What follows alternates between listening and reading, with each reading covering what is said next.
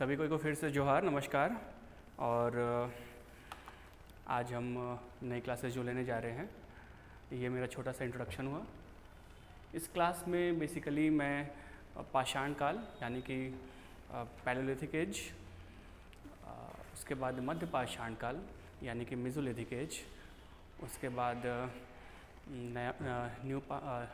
नवपाषाण neolithic age, then after iron age and then after chalcolithic age यानी कि लौह युग और ताम्र युग में हम फिर जाएंगे। आज मैंने डेडिकेटली नोट्स बनाए हैं हिंदी में, सो डैट मैं आपको जो भी हमारे हिंदी श्रोतागण स्टूडेंट्स हैं उनको हिंदी में प्रॉपर एक नोट्स मिल सके, इसकी मैं कोशिश कर रहा हूँ।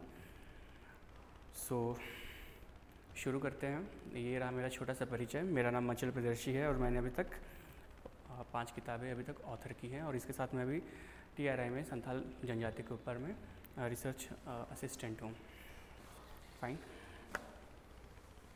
और एक चीज़ और मैं आपको बताना चाहता हूँ कि पिछले क्लासेस में मैंने अपने बुक के बारे में, जो कि है झारखंड प्लस, इसके बारे में मैंने आपको इंट्रोड्यूस कराया था और आप सभी का तहे दिल से स्वागत। आपने लगभग 100 की मात्रा में इसकी बुकिंग अवेलेबल कराई है अभी तक, और जिनको भी मतलब अमेज़न के अलावा और मेरे नंबर के अलावा और नहीं समझ में आ रहा है कहाँ से बुक वगैरह चाहिए, तो वो इस नंबर पे जो कि हमारे पब्लिशर का नंबर है, नवीन श्रीवास्तव, दिल्ली में, आप उनसे बात कर सकते हो और अपनी कॉपी बुक करा सकते हैं। उनका नंबर है 9818787799 9818787799। तो चलिए फिर शुरू करते हैं। पैलेयोलिथिक एज यानी कि पाषाण काल। पाषाण काल के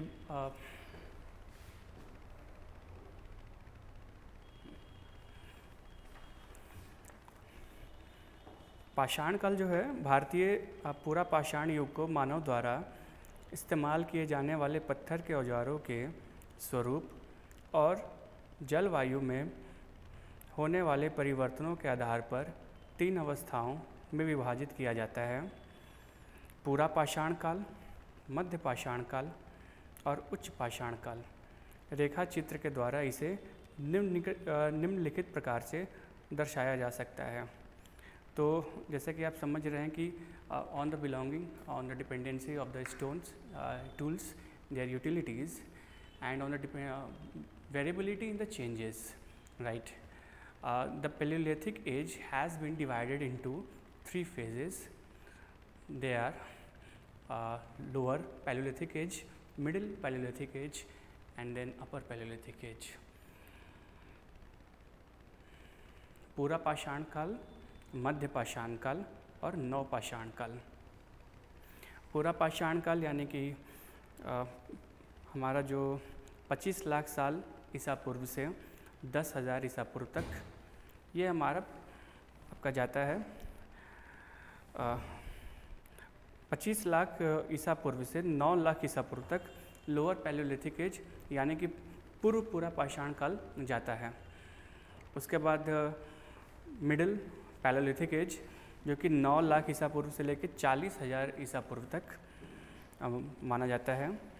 और फिर इसके अलावा अपर पैलेयोलिथिक एज यानी कि 40,000 ईसा पूर्व से लेकर 10,000 ईसा पूर्व तक, यानी कि जब तक हमारा होलोसिन का एक एज आता है तब तक में ये माना जाता है। फिर से नोट करना चाहते हैं तो आप लिख लीजिए। 25 लाख साल से लेकर 9 लाख साल तक लोअर पैलेयोलिथिक एज,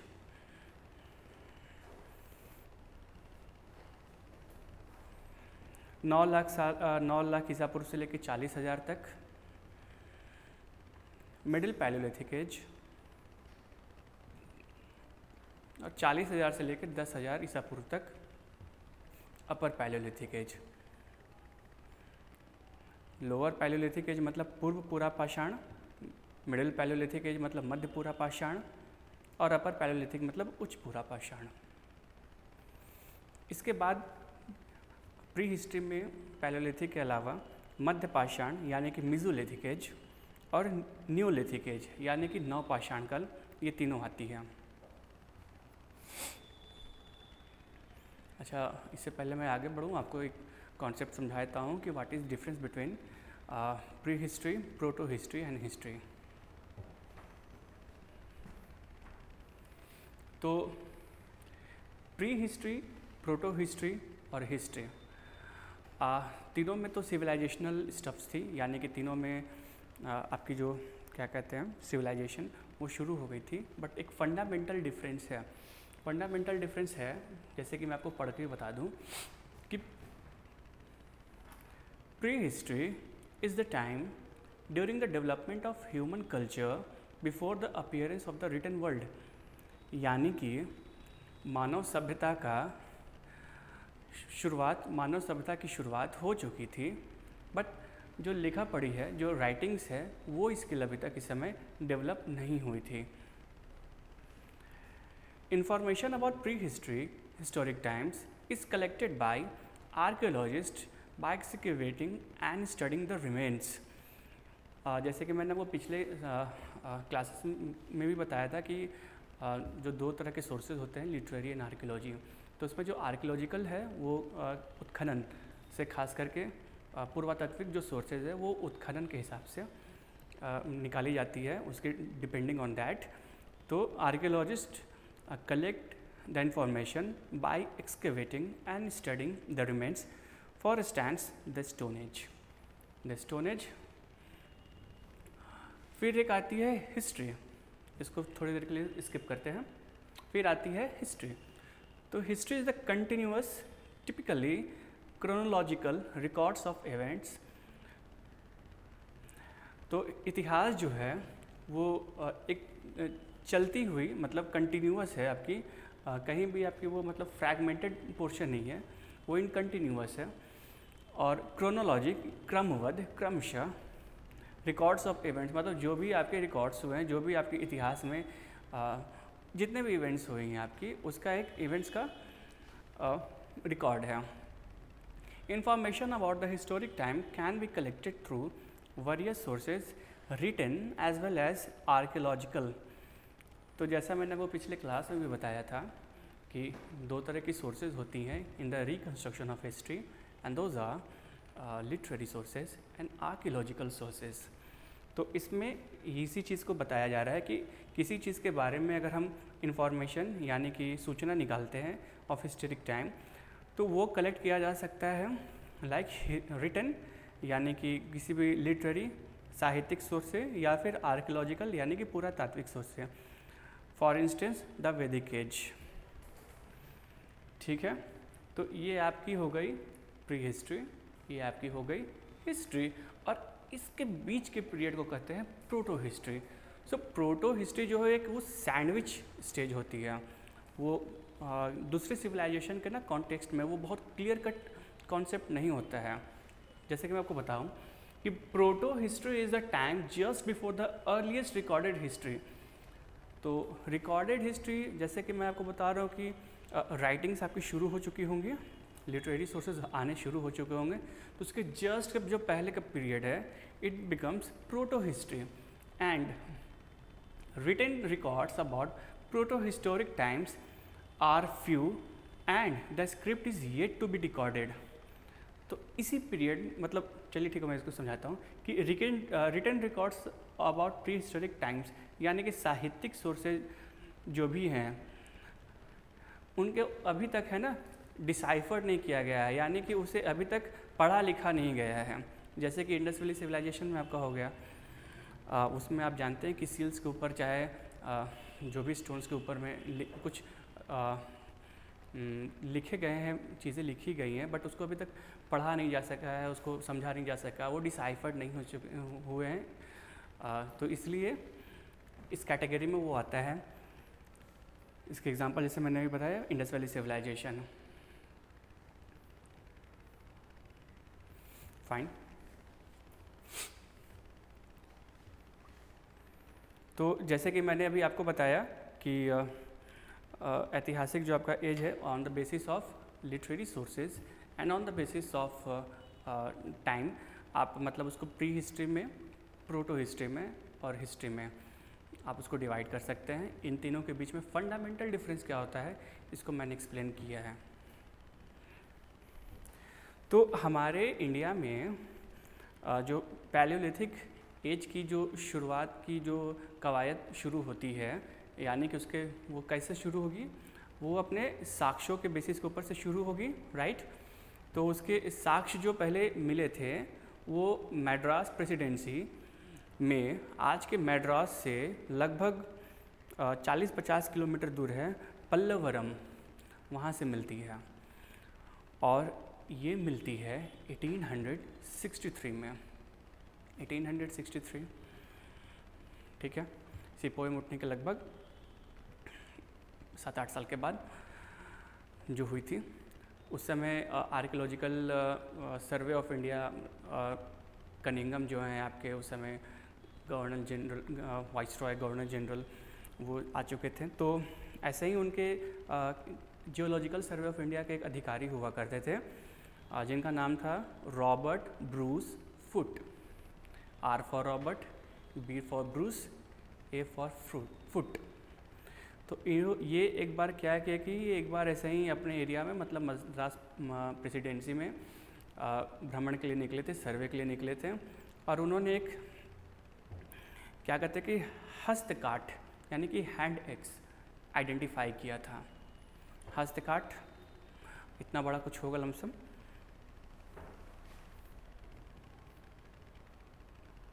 ऐसा कुछ।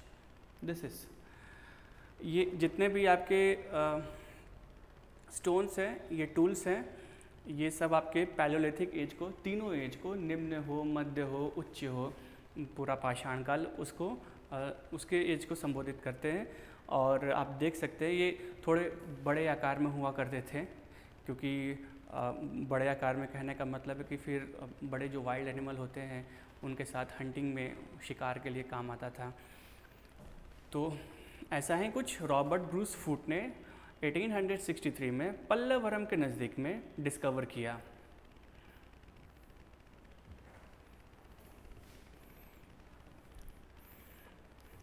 Discovered a stone embedded in a gravel pit in Pallavaram near Madras, quartzite stone with one end chipped off.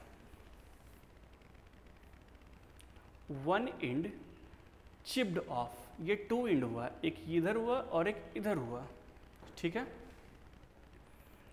Basically आपको, हाँ ये थोड़ा हो सकता है, ठीक है, बट ऐसा ही कुछ था। वो एक ही तरफ में वो चिप्ड ऑफ था, यानी कि उसको नुकीली बनाई हुई थी। तो क्वार्ट्जाइट स्टोन, आप जानते हैं कि पत्थरों की एक श्रेणी में क्वार्ट्जाइट भी आता है, आपका नीचे आता है।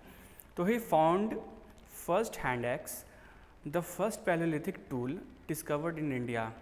So that was the first Palaeolithic tool, यानी कि वो पहला टूल था पाषाण काल का जो कि इंडिया में डिस्कवर किया गया था, खोजा गया था, पाया गया था।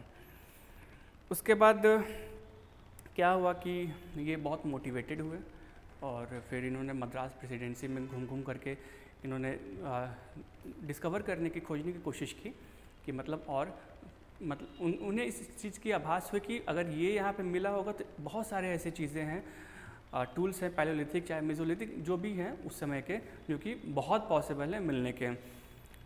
फिर इनकी डिस्कवरी के बाद, इनकी सेशन के बाद, in 1868 Foote travel to England to inform community, मतलब archaeological community as plus as geological community.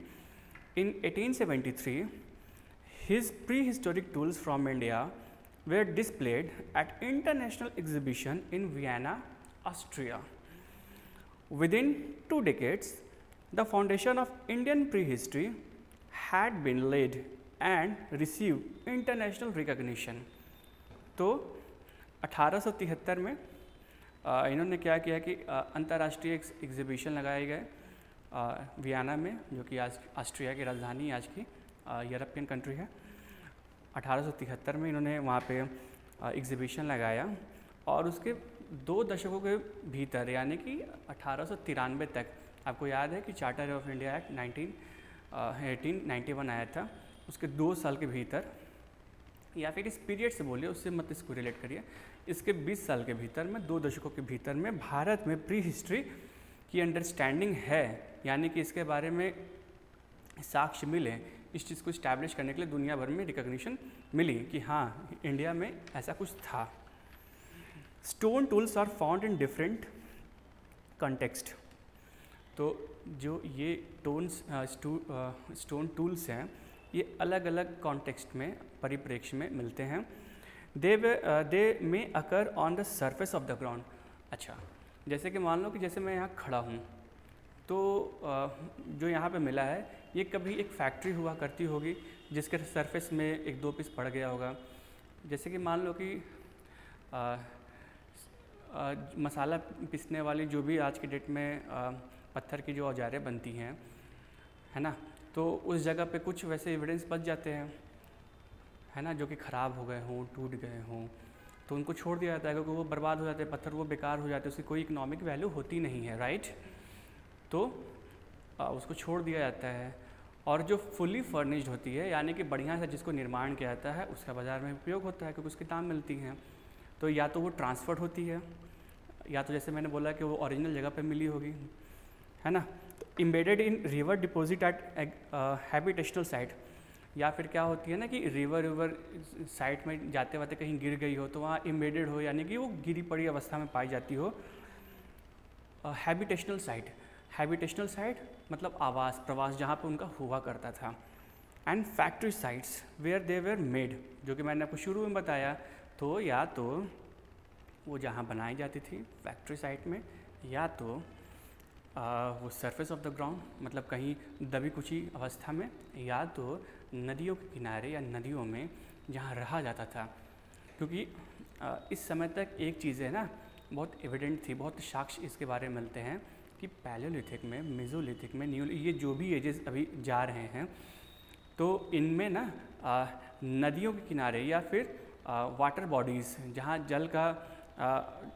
जल मिलती है उसके ही नियर बाई एरिया में, उसके आसपास के इलाके में ही सेटलमेंट आदि मानवों की या नवीन मानवों की, होमो सेपियंस, इनकी सेटलमेंट्स हुआ करती थी। तो it's important to know whether the artefacts यानी कि कलाकृतियाँ were found in primary context, secondary semi primary context और सेकेंडरी कॉन्टेक्स्ट। अच्छा, अब इसमें 3 टर्म्स और आते हैं कि प्राइमरी कॉन्टेक्स्ट क्या होता है, सेकेंडरी कॉन्टेक्स्ट क्या होता है और क्या कहते हैं कि सेमी प्राइमरी कॉन्टेक्स्ट क्या होता है।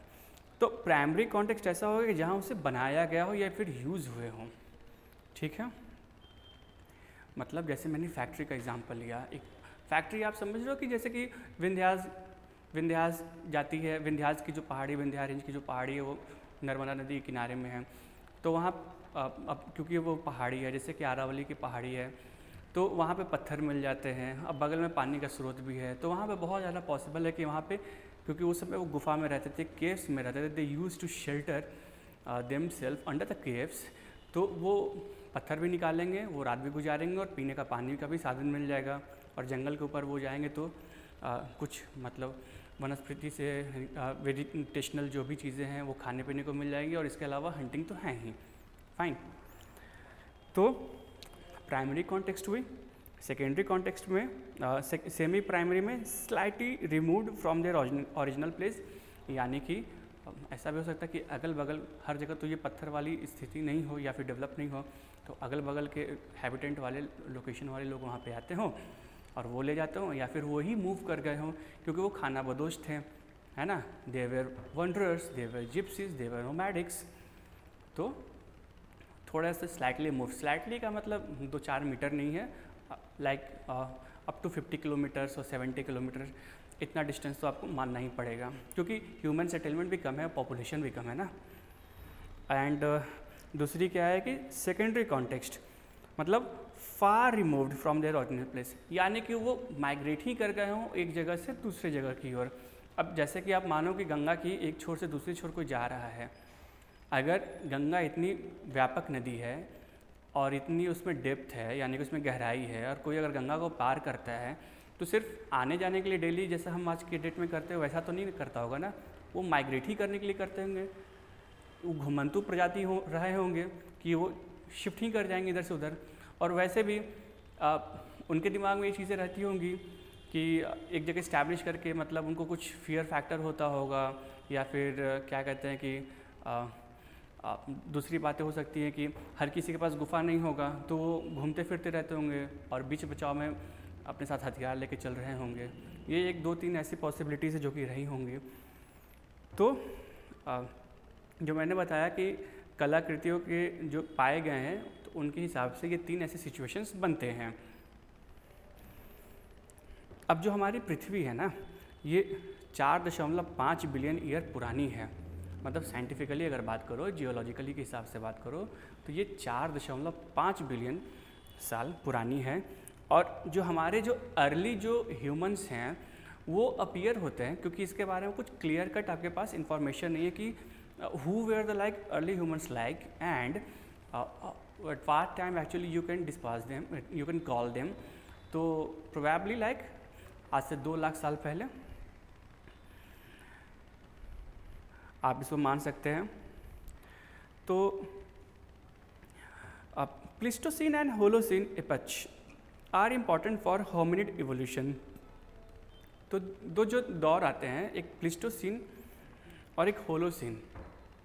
होलोसीन तो मैं आपको बार बार क्लास में बता रहा हूँ कि आज से लमसम 10,000 साल पहले, जब आपका क्या कहते हैं कि पृथ्वी पे थोड़े रहने लायक थोड़ी गर्मी आई, ग्लेशियर्स पिघले थे, एग्रीकल्चर शुरू हुआ था, उस पीरियड को कहते हैं। जो 4th ग्लेशियल आपकी जो फेज़ आई थी वो कहा जाता है। तो Holocene period specifically occurred about 10,000 year ago, जिसको 4th ग्लेशियल मेल्टिंग भी कहते हैं। It gave the development of Homo sapiens. अच्छा, होमोसेपियंस जो है ये तो आपका जूलॉजिकल नेम हो गया, हाँ टेक्निकल नेम हो गया, लेकिन इसका जो शाब्दिक अर्थ होता है, इसका जो लिटरल मीनिंग होती है, it means a thinking man, सोचने वाला प्राणी। तो इसको एसोसिएट किया जाता है ना होलोसीन के साथ, यानी कि जो 10,000 साल की जो बात है।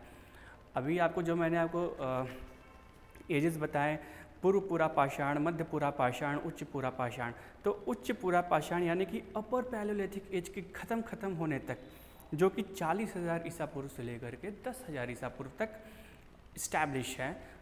तो ये जो हमारे होमोसेपियंस है, यानी कि थिंकिंग मैन है, यानी कि नवीन जो इंसान है, जो प्रजाति है, ये धरती पे स्थापित हुई थी।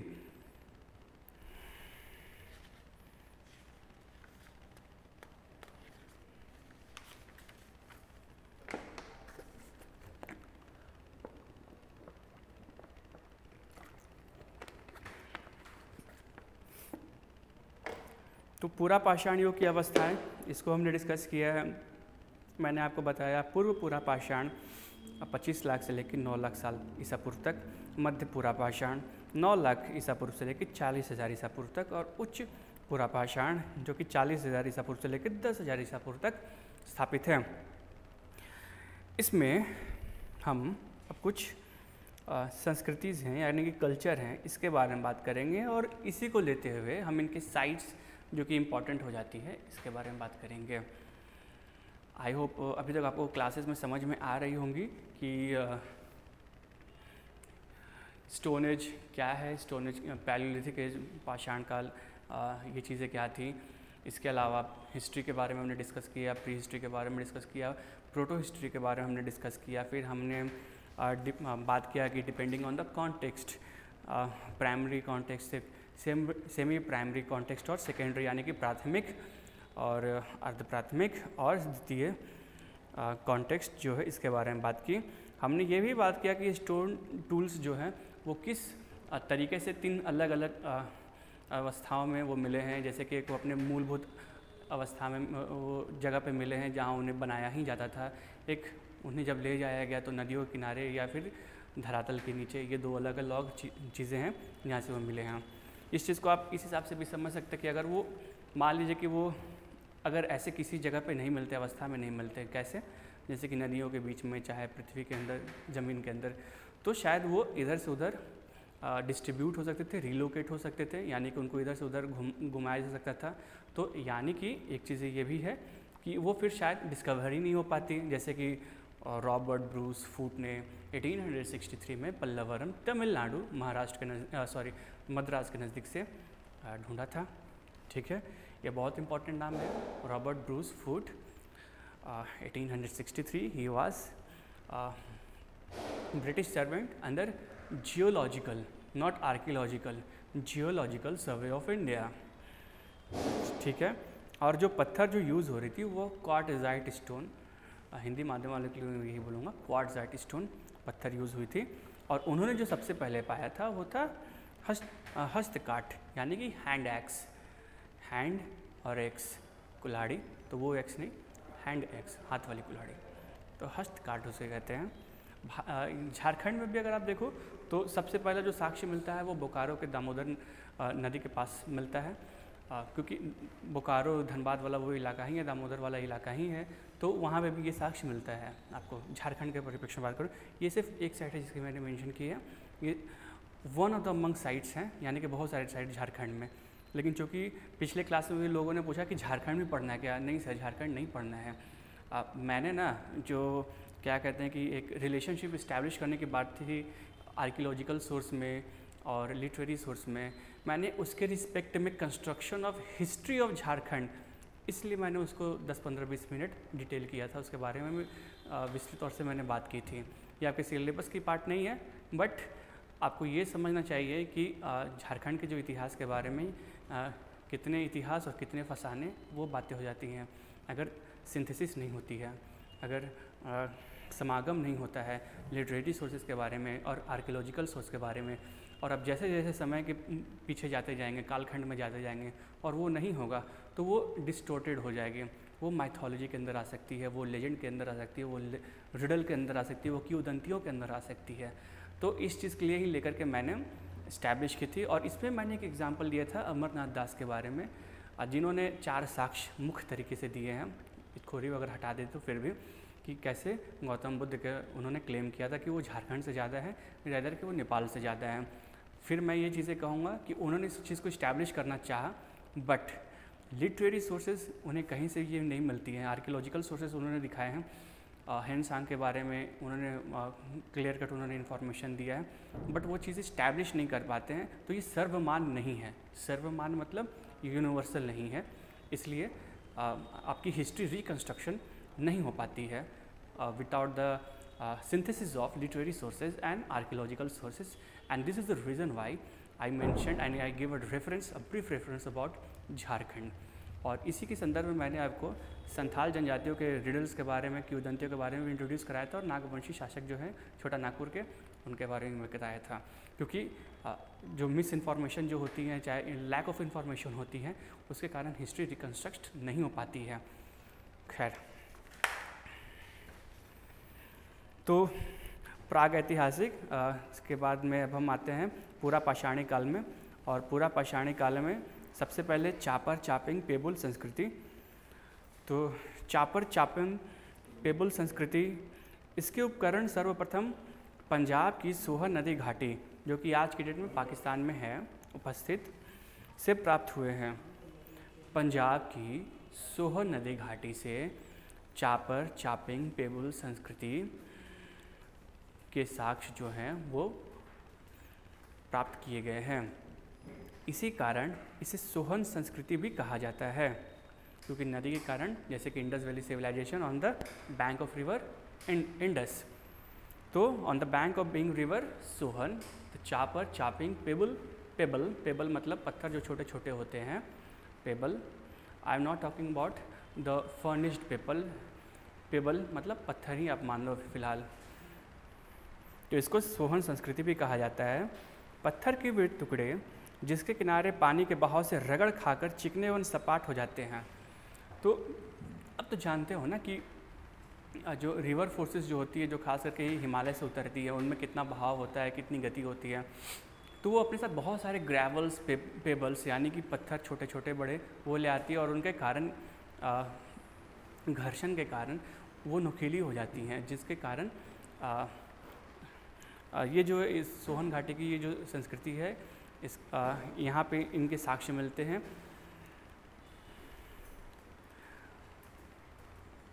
इसके आकार प्रकार गोल मटोल होते हैं। चापर बड़े आकार वाला वह उपकरण होता है जो पेबुल से बनाया जाता है। तो पेबुल एक फंडामेंटल, एक मूलभूत टूल यहाँ पे हो गया जिसे चापर बनाया गया। इसमें एक तरफा धार होती है और इसका उपयोग काटने के लिए किया जाता है। ठीक है, इसकी एक तरफा धार होती है और इसका उपयोग काटने के लिए किया जाता है, जैसे कि मैंने आपको ये बताया था। तो लाइक दिस,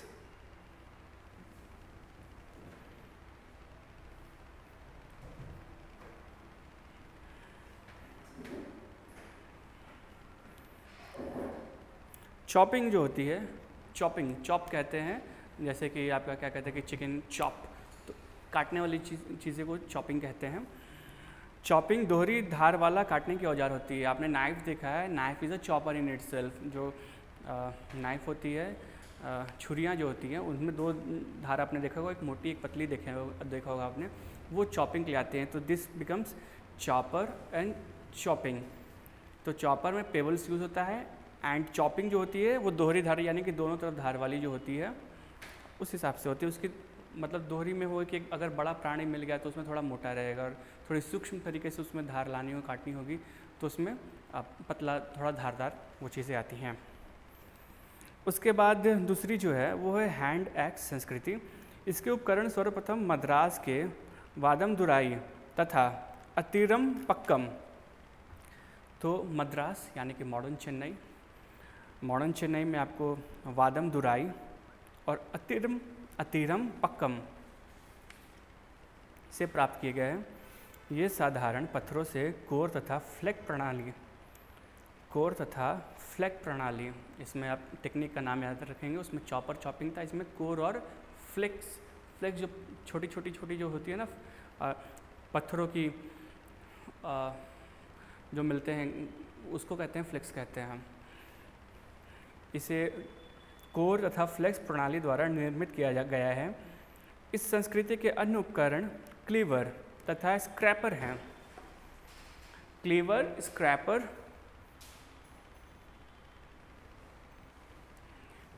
इन्हीं में से कोई है। तो संस्कृति के अन्य उपकरण हैं।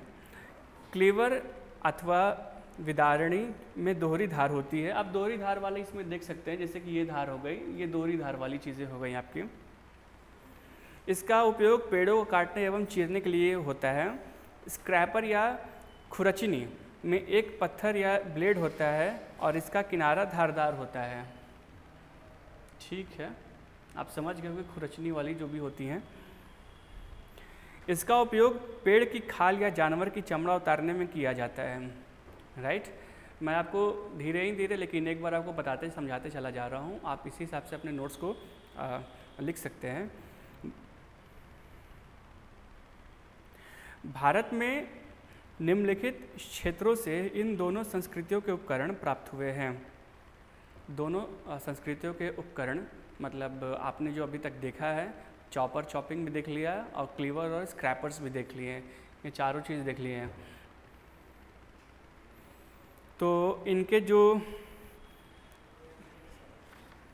अब जो साक्ष्य कहाँ से मिले हैं इसके बारे में डिटेल से हम बात करेंगे। दो संस्कृति के बारे में आपने पढ़ तो लिया ना, एक तो सोहन घाटी है, तो सोहन घाटी के बारे में चापर चॉपिंग कहते हैं, और हैंड एक्स संस्कृति है वो मद्रास से आपकी वादम दुराई और अतिरम पक्कम से मिली है।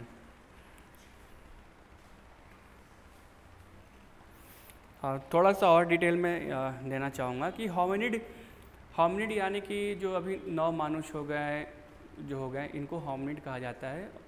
नौ मानुष मतलब ये होमो सेपियंस नहीं, मतलब जो जिनकी इवोल्यूशन है बंदर से एप से खास करके, बंदर से नहीं एप से खास करके हुई है, तो उनको होमिनिड्स कहते हैं। थोड़े से पहले वाले लाइक कि 1 लाख साल पहले, 1.5 लाख साल पहले, 2 लाख साल पहले जो मैं बात कर रहा हूँ उसके बारे में बात कर रहा हूँ। तो remains of fossil apes were discovered in Shivalik hills near namely रामाफिथेक्यस।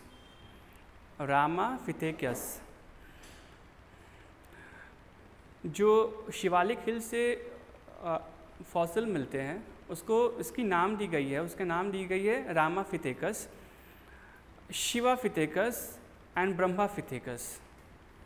तो राम, शिव, ब्रह्मा, इनके ऊपर इनकी तीनों की जो नेमिफिकेशन है, जो क्लासिफिकेशन है वो की गई है। और इनको कलेक्टिवली एक साथ इनको गॉड एप्स, गॉड यानी कि भगवान और एप्स ऑफ शिवालिक्स कहा जाता है। यानी कि ये 3 तरीके के कैरेक्टरिस्टिक्स शो कर रही होगी और इन्होंने तीनों को मिला करके एक कॉमन कैटेगरी रखा गया है जिसको गॉड एप्स ऑफ शिवालिक्स कहा गया। Early human remain in South Asia has been discovered from Darra e Kur in north eastern Afghanistan. क्योंकि इस कालखंड में हम स्पेसिफिकली भारत देश आज के बारे में, भारतवर्ष के बारे में बात नहीं करते हैं, हम बात करते हैं भारत इंडियन सब कॉन्टिनेंट के बारे में। इंडियन सब कॉन्टिनेंट के बारे में पाकिस्तान भी आता है, अफ़गानिस्तान भी आता है, बांग्लादेश भी आता है, श्रीलंका भी आता है, नेपाल, सिक्किम सब आते हैं। तो एक ये ब्रॉडर पर्सपेक्टिव माना जाता है जो कि तब की जम्बू द्वीप थी।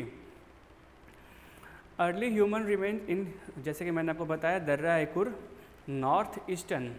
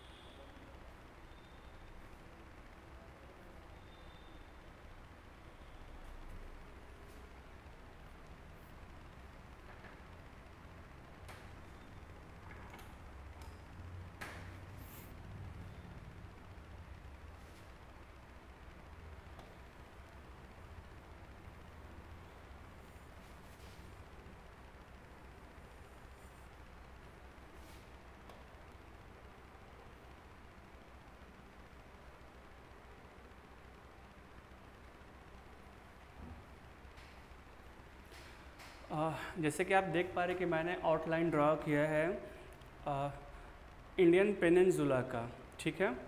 ये आपका गुजरात हुआ, महाराष्ट्र हुआ, ये आपका श्रीलंका हुआ, ये आपका अंडमान का इलाका हुआ, ये आपका लक्षद्वीप का इलाका हुआ, ठीक है। ये आपका सुमात्रा का इलाका हुआ, थाईलैंड का इलाका हुआ, म्यांमार का हुआ।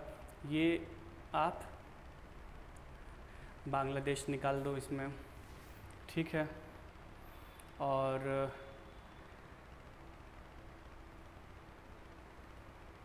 ये अपना आज का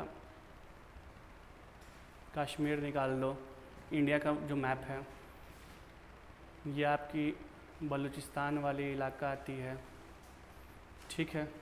ये पाकिस्तान वाली इलाका आ गई, ये बलूचिस्तान वाली इलाका आ गई, और यही फिर आपका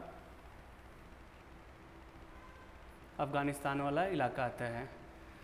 तो ये अफ़गानिस्तान है, आप जानते हो। यहाँ पे गांधार है, यहाँ पे काबुल है।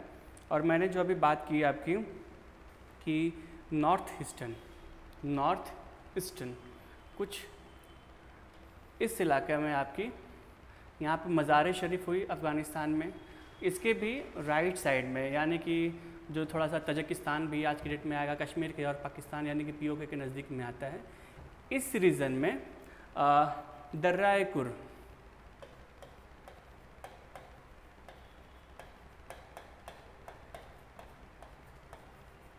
ये एक पैलेलिथिक साइट है, ठीक है। यहाँ से आपको राइट टेम्पोरल बोन आपका है ना, सर से रिलेटेड होता है, तो वो पे आपका दाएं तरफ का मस्तिष्क का हड्डी आपको जो है वो मिला है, और जिसको लमसम माना गया है 30,000 साल बीसी का।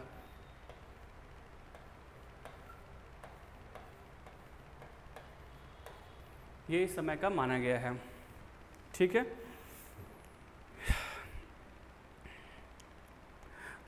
ये भी माना जाता है कि जो निएंडरथैलर्स होते हैं या फिर जिनको मॉडर्न मैन जो होते हैं, ये लमसम इसी टाइम में पाए जाते हैं। सेवरल केव साइट इन श्रीलंका लाइक फाहियान लेना, बाटा डोम्बा लेना, BATADOMBA बाटा डोम्बा लेना, बेली लेना एंड एलू लेना। तो यहाँ से ना एनाटॉमिकल मॉडर्न ह्यूमन्स के रिमेन्स पाए गए हैं। तो उसके बाद आप सीधे अफ़गानिस्तान से सीधे आप श्रीलंका में आप आ जाइए।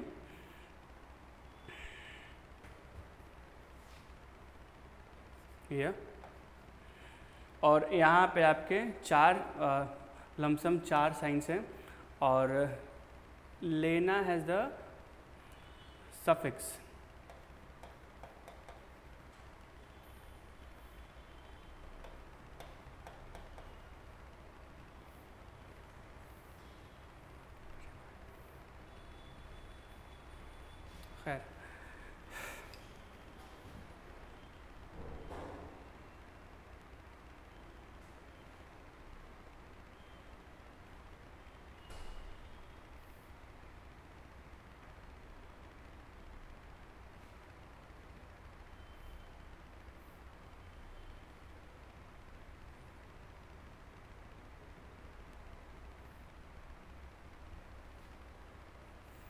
खैर तो फाहियान लेना, बाटा डोम्डा लेना, बेली लेना और एलू लेना, ये 4 जगह हैं जो कि श्रीलंका से मिलते हैं।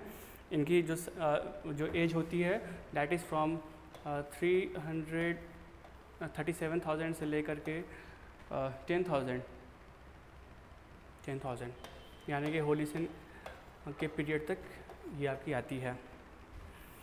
उसके बाद क्या होता है ना कि अरुण सोनाका नाम के एक आर्कियोलॉजिस्ट होते हैं, उनको 1892 में 1892 यानी कि 1892 हथनोरा विलेज। अब ये थोड़ा सा फेमस जगह है जो कि होशंगाबाद है।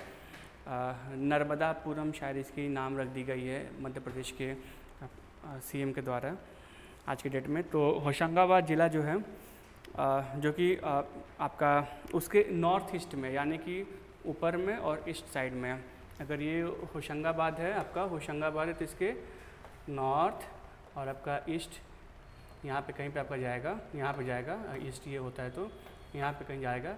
यहाँ पे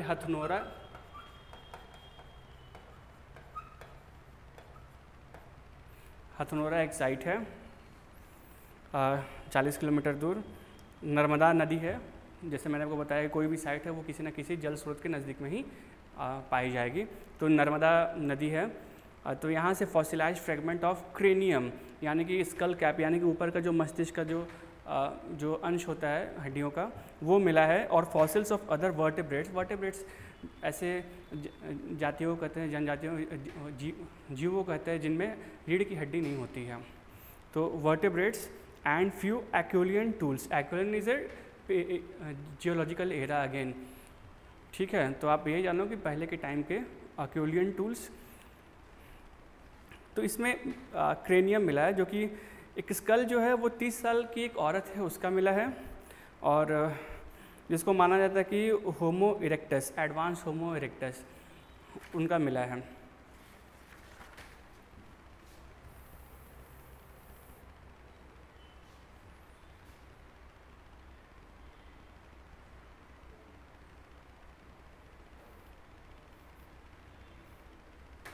गुड।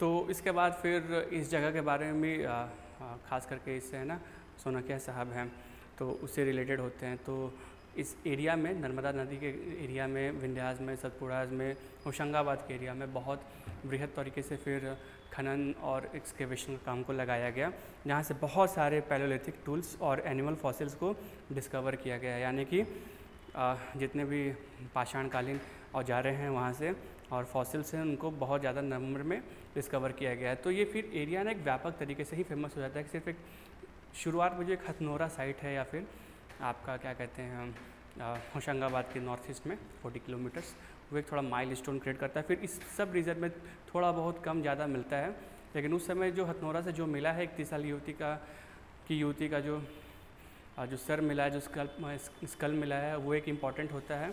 और उसके अलावा जो मैंने आपको बताया है कि फ्रैगमेंट्स ऑफ क्रेनियम मतलब वही, और fossils of vertebrates and Acheulian tools ये इंपॉर्टेंट हो जाते हैं अगर आपसे पूछा जाता है कि वहाँ क्या मिला है, चाहे एक युवती के बारे में पूछा जाता है कि ये किस साइट से मिला है, पैलोलिथिक एज में मिला है, किसी भी तरीके से क्वेश्चन पूछा जा सकता है जिसको आपको फिर यहाँ पे डील करना है।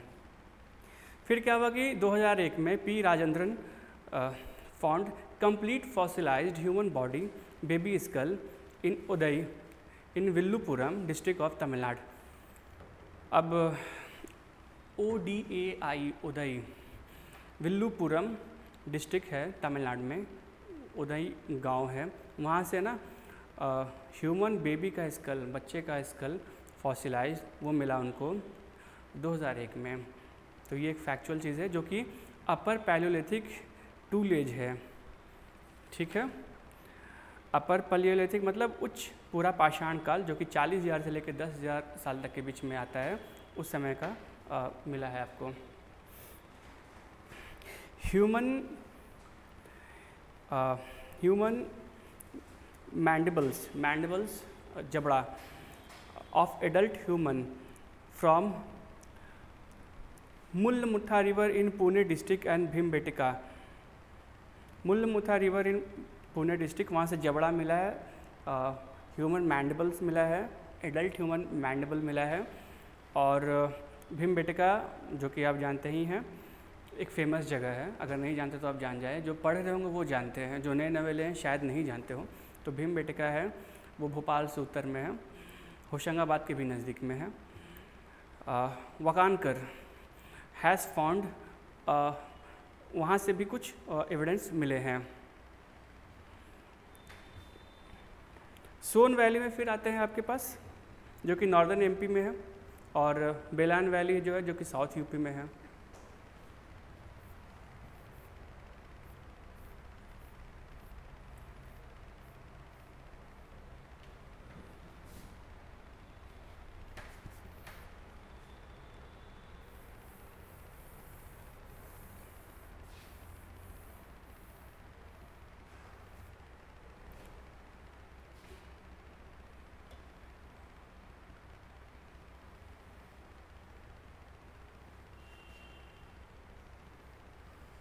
मैं ना पाकिस्तान बांग्लादेश वगैरह नहीं डिवाइड कर रहा हूँ, मैं पूरा के पूरे इसी हिसाब से बात कर रहा हूँ।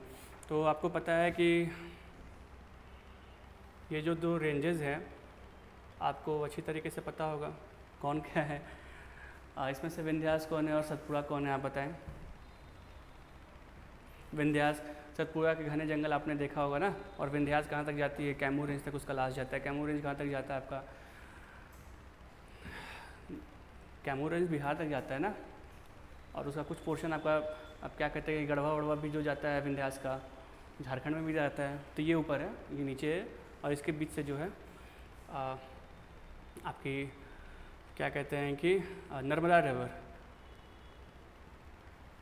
ये रिफ्ट वैली है, ठीक है। यहाँ का ये अमरकंटक है, ठीक है। नर्मदा निकली, फिर यहाँ से सोन निकला, सोन आपका झारखंड से गढ़वा जिले का पूरा बॉर्डर बनता है, फिर ये गंगा मिल जाता है, ठीक है। तो सोन के बारे में यहाँ पे, सोन के बारे में हम देख रहे हैं, ये विंध्यास हुआ, ये सतपुड़ा हुआ, ये नर्मदा हुई, ये अमरकंटक का प्लेटू है जहाँ से सब निकलती है। ये सेंट्रीपिटल यानी कि छोटा नागपुर प्लेटू जैसा ही है ये भी, सेंट्रीपिटल यानी कि सेंट्रीपिटल में क्या होता है ना कि इधर से भी, इधर से भी, इधर से भी, इधर से भी, इधर से भी, सब तरीके से वो निकलती है। रेडियल टाइप का भी होता है, तो उस तरीके से वहाँ ओरिजिनेशन होता है वाटर का उस प्लेटू से। रेडियल टाइप का होता है, नॉट सेंट्रीपिटल, रेडियल टाइप का होता है। तो ये रेडियल टाइप का है, इधर से भी, इधर से भी, इधर से भी, तो इधर से सो निकल गई, इधर से ये निकल गई। तो नॉर्दर्न एमपी में ये एमपी का नॉर्दर्न पार्ट है, और ये sorry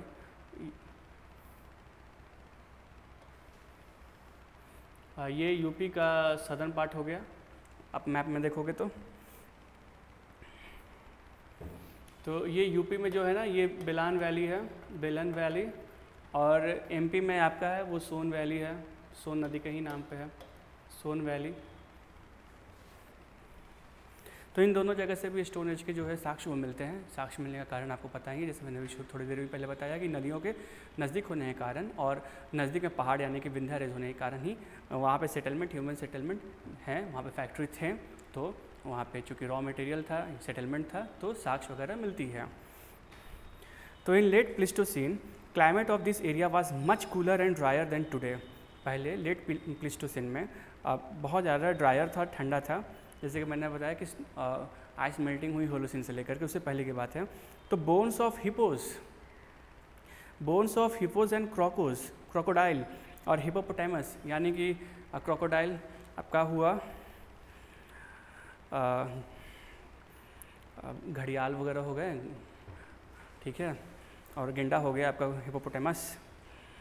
shows permanent water availability, क्योंकि वो पानी के नज़दीकी आज की डेट में मनास वगैरह आप देखते हैं आसाम में, तो वो पाया जाते हैं हिपोपोटामस और घड़ियाल वगैरह आप चंबल घाटी वगैरह के आसपास, चाहे ऊपर फिर उत्तराखंड में आप, तो पानी के सोर्सेज थे वहाँ पे, कहने का है।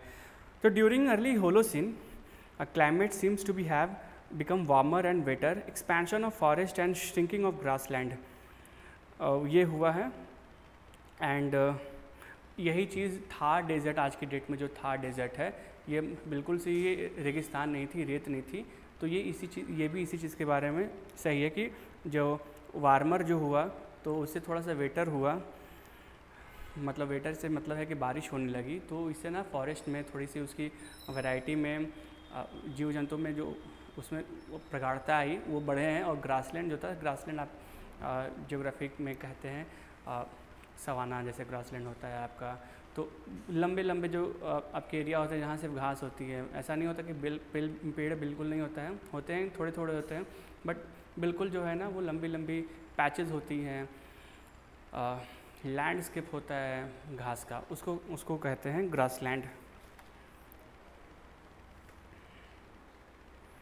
तो 1863 में जॉन लुबॉक, इनका नाम थोड़ा सा इम्पोर्टेंट हो जाता है एमसीक्यू के हिसाब से, तो 1863 में जॉन लुबॉक जो हैं ये डिवाइड करते हैं स्टोन एज को इनटू 2 पार्ट्स, एक पाषाण काल और एक नवपाषाण काल, ठीक है। पाषाण काल यानी कि पूरा पाषाण काल और नवपाषाण काल में जॉन लुबॉक ने भारत के जो पत्थर एज है, स्टोन एज है, उसको 1863 में डिवाइड करते हैं।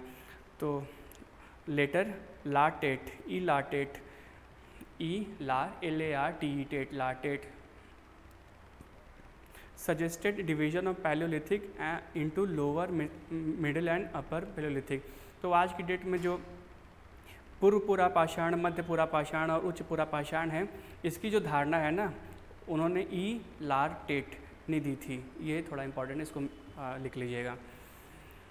और इनका कारण क्या था कि based on changes in fauna associated with different tools type, तो जो भी आपके साथ जो भी टूल्स मिले हैं, जो भी औजार मिले हैं, उसके बदलते हुए ऋतुओं के हिसाब से जो होलोसिन वगैरह मैंने डिफाइन बताया अभी थोड़ी देर पहले, तो जंतु समूह के हिसाब से, बदलते क्लाइमेट के हिसाब से उन्होंने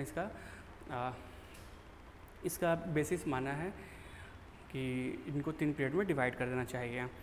तो फिर इसके बाद आती है Mesolithic is related relatively recent terms introduced. पहले ना पैलियोलिथिक थी, न्यूलिथिक थी, मेसोलिथिक एब्सेंट था। तो धीरे धीरे जैसे रिसर्च बढ़ती गई, जैसे ज़्यादा इंफॉर्मेशन मिलता गया आर्कियोलॉजिकल, उसके हिसाब से मेसोलिथिक के बारे में भी फिर इंफॉर्मेशन फर्निश की गई। तो फिर इसको एक डिफ़ाइन किया गया कि नहीं, मध्य पाषाण को भी हम 8000 साल ईसा पूर्व से लेकर के 4000 लमसम रख सकते हैं। तो अगर आप याद करें कि इंडस वैली सिविलाइजेशन का जो प्राक इंडस वैली यानी कि प्री इंडस वैली सिविलाइजेशन जो हम मानते हैं, यानी कि प्राक हड़प्पन सिविलाइजेशन जो मानते हैं, वो लमसम हम 3500 के आसपास मानते हैं ईसा पूर्व। उससे 500 साल पहले ये ख़त्म हो जाती है मेसोलिथिक, और शुरू कब होती है? इंडिया में ये शुरू होती है 8000 ईसा साल पूर्व से, यानी कि लमसम 4000 सालों के लिए ईसा पूर्व हम इसे इंडिया में मानते हैं। और ये होलोसिन यानी कि 10,000 ईसा साल पूर्व के बाद ये मानी जाती है।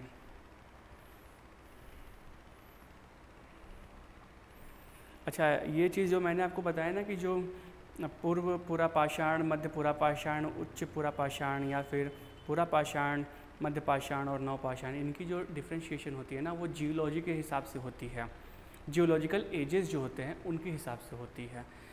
जियोग्राफिकल मत कहिएगा और ऐतिहासिक या हिस्टोग्राफिकल मत कहिएगा, दिस इज़ जियोलॉजिकल। और इसमें बहुत क्लियर कट है कि जो मेसोलिथिक और नियोलिथिक कल्चर्स है that belong to Holocene era. तो मध्य पाषाण काल और नव पाषाण काल जो है वो होलोसीन एरा से रिलेटेड है। Clear cut, mind this thing with your MCQs।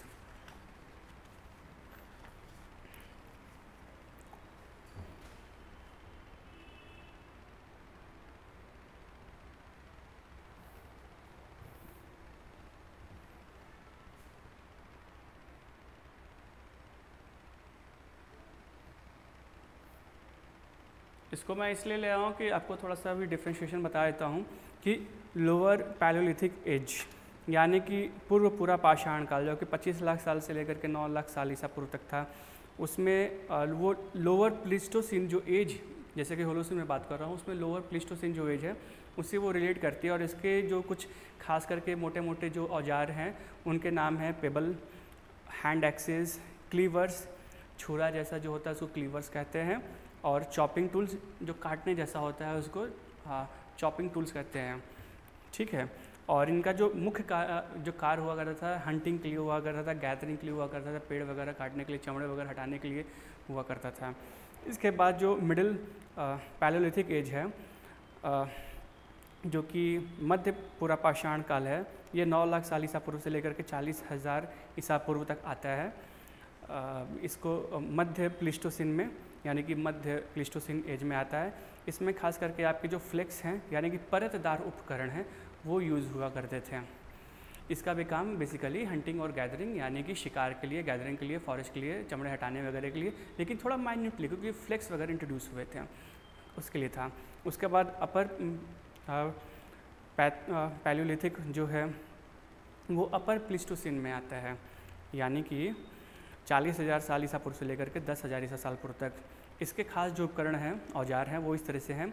Blade tools जो कि फ्लेक्स के ऊपर बनाए जाते थे। ब्लेड, आज के डेट में आप ब्लेड को देख सकते हैं, उसी हिसाब से फ्लेक्स होता था, उसका बारीक ही स्वरूप होता था। फिर scrapers, burins, knives, drills, cutters, meat slicing. Scrapers जैसे मैंने आपको पहले ही बताया था, जो कि मद्रास से जो निकले थे। स्क्रैपर्स, ब्यूरिन्स, नाइफ्स, छुरे, ड्रिल्स करने वाले चीज़ें, और कटर्स, मीट स्लाइसिंग, यानी कि थोड़ी सी और एडवांसमेंट आ रही थी। और बेसिकली फंक्शन अभी भी वही था, शिकार था, गैदरिंग था।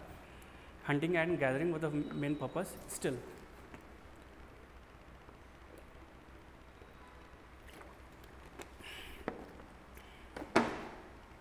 मेसोलिथिक जो है वो होलोसीन में कम्प्लीटली आती है, और साथ में नियोलिथिक भी, वो भी होलोसीन में आती है।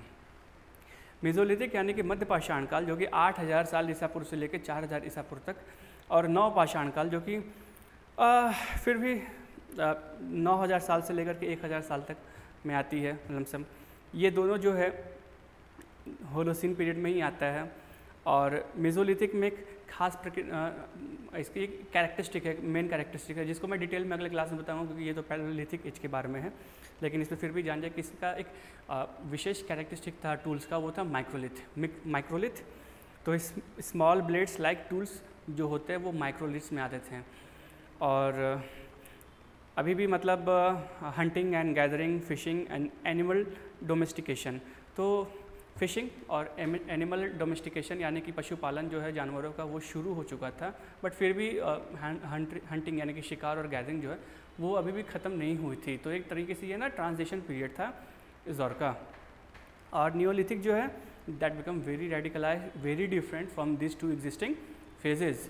तो नियोलिथिक जो है वो मेसोलिथिक से यानी कि मध्य पाषाण काल से और पूरा पाषाण काल से ये बिल्कुल तरीके से अलग हुआ करती थी। क्यों? क्योंकि अब इसमें ना सिल्ट्स ऐसे टूल्स हो गए जिनको पॉलिश भी थोड़ा किया जा सकता था। तो आप मान सकते हो कि उसमें पॉलिशमेंट हो गई, उसमें रिफाइनमेंट हो गई, और उसमें ना धार थोड़ी जो थी उसकी अधिक तरीके से उसको यूज़ करने के लिए धारदार बनाया जाता था, क्योंकि अब के टाइम में फूड प्रोडक्शन है ना based on animal and plant domestication वो भी होने लगा था। तो खेती बाड़ी शुरू हो गई थी, डोमेस्टिकेशन भी थोड़ी विस्तृत तरीके से शुरू हो गई थी। पहले तो क्या कहते हैं मेसोलिथिक में इनिशियल तरीके से हुआ था, लेकिन इस बार वो साथ में ही जीवन बसर कर रहे थे as a part of lifestyle. तो ये भी कह सकते हैं कि hunting and gathering did not ended with the beginning of agriculture and animal domestication. जैसे कि आज के डेट में भी आप देखते हो कि भारत के समाज में जैसे आदिवासियों का समूह होता है जो कि अभी भी शिकार के ऊपर है, अभी भी जंगल के ऊपर उनकी डिपेंडेंसी है ना। तो अब उनमें भी कुछ लोग जो आते हैं वो प्रिमिटिव आते हैं, तो उनकी जो लाइफ स्टाइल होती है वो डिफरेंट होती है, आदिवासियों की अलग होती है। फिर क्या कहते हैं कि जिनको आप मेन स्ट्रीम सोसाइटी करते हैं उनकी लाइफ स्टाइल डिफरेंट हो जाती है। साउथ इंडिया में भी इसी प्रकार अलग अलग तरीके से अलग अलग हो जाती है।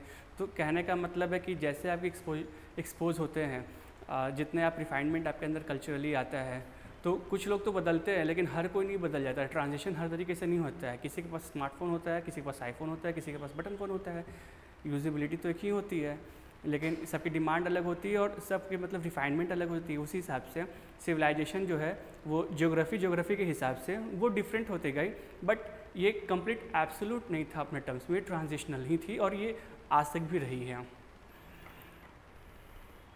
Many agricultural community continue to hunt and forage for food, यानी कि बहुत सारे ऐसे ट्राइब्स थे, एग्रीकल्चरल ट्राइब्स थे, ऐसे समूह थे, जन समूह थे जो कि फिर भी शिकार वगैरह करते रहे और खाने के लिए इधर उधर प्रवास या बसर करते रहे। तो अब हम लोग साइट्स पे ही आ जाते हैं क्लियरली, और जो साइट्स रहता है उसके बारे में हम बात करते हैं। सबसे पहले कश्मीर घाटी में जाते हैं। तो कश्मीर के दक्षिण पश्चिम में पीर पंजाल पहाड़ी है। तो कश्मीर घाटी जो है ना उसके दक्षिण पश्चिम में आता है, पीर पंजाल आता है, और जांस्कर है उसके ऊपर में आता है। तो कश्मीर में लिद्दर नदी के किनारे पहलगांव से नदी की कुल्हाड़ी पहलगांव से हाथ की कुल्हाड़ी यानी कि हैंड एक्स प्राप्त हुआ है, किंतु पूरा पाषाण युग के औजार कश्मीर में ज़्यादा नहीं मिलते, क्योंकि हिमानी युग में कश्मीर में अत्यधिक ठंड होती थी।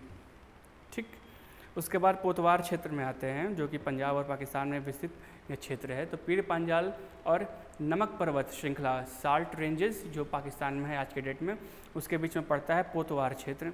तो इस इलाके में विवर्तनिक बदलाव आया था और इस क्रम में सिंधु एवं सोहन नदियों की उत्पत्ति हुई। सोहन घाटी पूरा पाषाण युग का अत्यंत महत्वपूर्ण क्षेत्र है। 1928 में D.N. Wadia, please remember the name, right the name, D.N. Wadia इस क्षेत्र से पूर्व पूरा पाषाण काल के उपकरण प्राप्त किए। 1930 में आर.यू. टांड ने सोहन घाटी में स्थित पिंडी घेव नामक स्थान से कई उपकरण प्राप्त किए, जिसमें खास करके हस्त कुठार और काटने के औजार मिले थे। काटने के औजार में आपके स्क्रैपर्स और क्या कहते हैं क्लीवेज वगैरह आते हैं। व्यास, वाण, गंगा और सिरसा नदियों के किनारे भी पूरा पाषाण युग के औजार पाए गए हैं। 1956 में बीबी लाल ने व्यास नदी के घाटी की स्थलों का पता लगाया था। तो व्यास नदी की जो घाटी है उसका पता लगाया था बीबी लाल, बी फॉर बॉय, बीबी लाल ने 1956 से।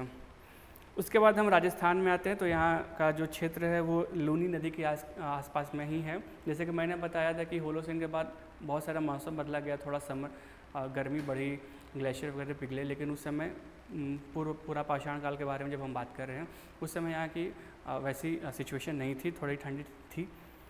तो लूनी नदी के आसपास के क्षेत्र में कई पूरा पाषाण युगीन बस्तियाँ पाई गई। लूनी नदी का उद्गम अरावली क्षेत्र में हुआ था, चित्तौड़गढ़ में गंभीर नदी घाटी, पोटा संभाग में चंबल नदी घाटी तथा नगरई बेराच नदी घाटी में पूरा पाषाण युग के औजार पाए गए हैं। राजस्थान के वागौर और दिदवाना क्षेत्र से भी पूरा पाषाणी काल औजार प्राप्त हुए हैं। नागौर जिले में स्थित 16R और 16R आर्कियोलॉजिकल नाम दिया गया है, 16R और सिंगी तालाब अन्य महत्वपूर्ण क्षेत्र हैं।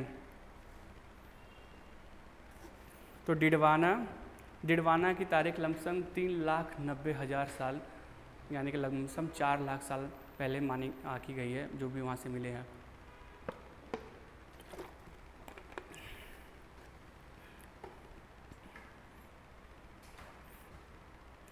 गुजरात में इफ़ यू टॉक अबाउट तो हिरान वैली जो है, यहाँ साबरमती, माही और उसकी सहायक नदियों के आसपास पूरा पाषाण युग के अनेक औजार पाए गए हैं। और हिरान नदी जो वैली है वहाँ से भी ये पाए गए हैं। मध्य प्रदेश की बात करें तो नर्मदा घाटी, जैसे कि मैं बार बार बता रहा हूँ आपको, नर्मदा घाटी में नरसिंहपुर में पूर्व पाषाण कालीन औजार के साथ मध्य पूरा पाषाण कालीन लुप्त जीवाश्म प्राप्त हुए हैं। नर्मदा घाटी के हथनोर ग्राम, हथनोरा या हथनोर जो मैंने बताया, से मानव की खोपड़ी, ये जो चीज़ें मैंने आपको बताई हैं फिर से वो मेंशन मैं कर रहा हूँ अपने नोट्स में।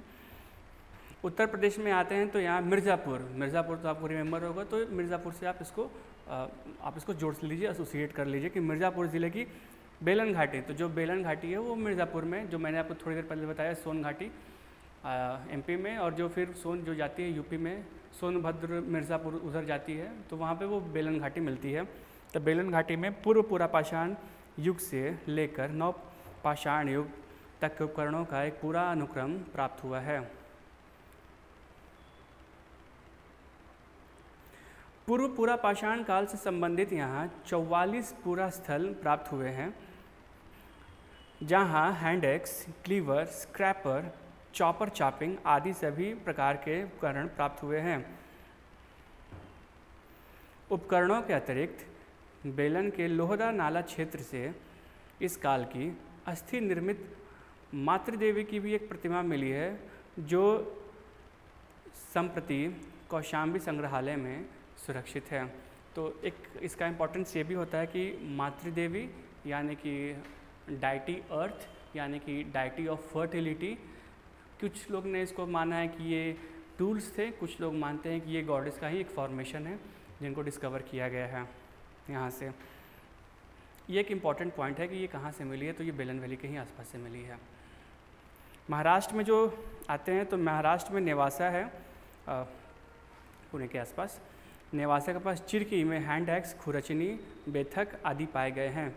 महाराष्ट्र के कोरेगांव, चंदौली एवं शिकारपुर में पूरा पाषाण युगीन बस्तियाँ थीं। यहाँ रासे नदी, सिंह भूमि में भी हस्त कुठार, काटने के औजार आदि अनेक पूरा पाषाण युगीन बस्तियाँ मिली हैं।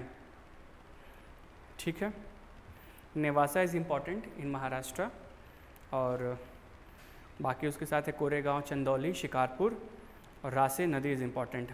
तो अब उड़ीसा में आते हैं तो यहाँ बैतरणी, ब्राह्मी और महानदी। ब्राह्मी नदी तो आपको पता है कि जो रौलकेला में जो मिलती है शंख नदी और साउथ कोयल शायद, तो वो आपकी ब्राह्मणी नदी बनती है। तो बैतरणी है, ब्राह्मणी है और महानदी, इनके डेल्टा क्षेत्र में पूरा पाषाण युगीन औजार मिले हैं। उड़ीसा में मयूरभंज में, बुहार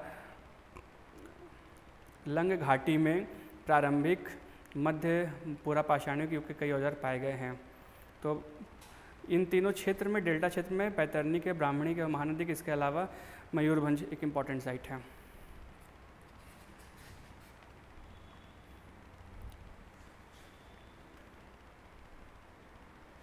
और फिर लास्ट में हम साउथ इंडिया में जाते हैं कि साउथ इंडिया से कहाँ का क्या मिली है। तो हैंड एक्स यानी कि हस्त कुठार की जो परंपरा सर्वप्रथम मद्रास के, जो मैंने पल्लवरम से बताई है, वहाँ से मिली, और इसलिए इसको ना मद्रासी संस्कृति भी नाम दे दिया गया। कॉम्प्रिहेंसिवली इनको मद्रासी संस्कृति, मैड्रासी कल्चर इनको बोल दिया गया, कह दिया गया। तो जो रॉबर्ट बूसफ्रूट ने 1853 में, उनकी जो मैंने शुरू में आपको कहानी बताई थी अतिरपक्कम, वो तो ठीक है। उसके बाद क्या है कि आंध्र प्रदेश के गिद्धलूर, करीमपुड़ी तथा कर्नाटक के विशेषकर कृष्णा नदी की दो जो सहायक नदियां हैं, मालप्रभा और घाटप्रभा। मालप्रभा और घाटप्रभा ये कृष्णा नदी की सहायक नदियां हैं। They are the tributaries of Krishna river. from there in Andhra Pradesh, the things have been discovered Paleolithic era. Karnataka में अनगवाड़ी और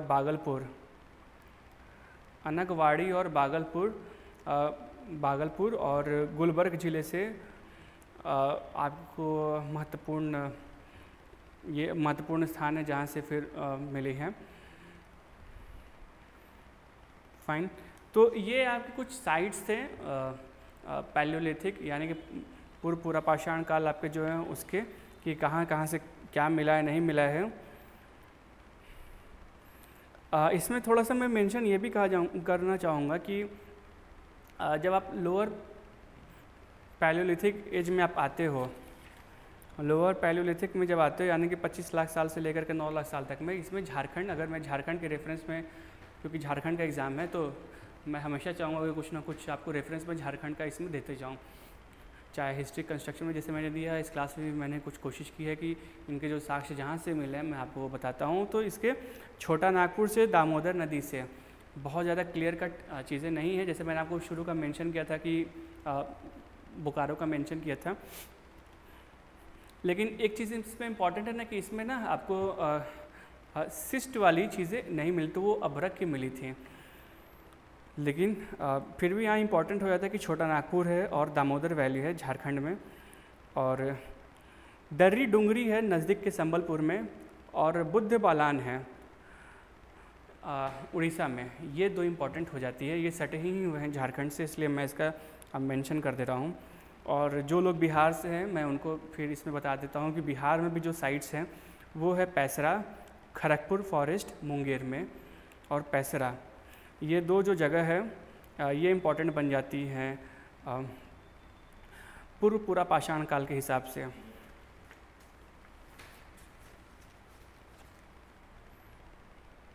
मालप्रभा और घाटप्रभा कर्नाटक में मैंने बताया है, और कृष्णा वैली तो मैंने आपको बताया है। नागार्जुना कोंडा आंध्र प्रदेश में, पालघाट डिस्ट्रिक्ट ऑफ केरला, ये दो और इम्पॉर्टेंट साइट होते हैं। इनका मेंशन उपेंद्र सिंह ने किया है। और अतिरपक्कम तो ये तो आपको पहले ही बताया है मैंने। फिर मिडिल पैलियोलिथिक एज यानी कि मध्य पूरा पाषाण में मैं आपको आता हूँ। इसमें आपको क्या है ना कि नए चमचम उद्योग की स्थापना हुई, चकमक उद्योग की स्थापना हुई, चमचम नहीं, चकमक उद्योग की स्थापना हुई, और आधुनिक मानव यानी कि होमो सेपियंस इनका उदय हुआ, इनका अराइवल हुआ। तो ये मध्य के टाइम में हुआ। इस काल का प्रथम पाषाण उपकरण ब्लेड है। ब्लेड पतले एवं सक्रिय आकार वाला वो पाषाण फलक है जिसके दोनों किनारे समानांतर होते हैं और जो लंबाई में अपनी चौड़ाई से दुना होता है, लंबाई में अपनी चौड़ाई से दुगना होता है, वो ब्लेड होता है।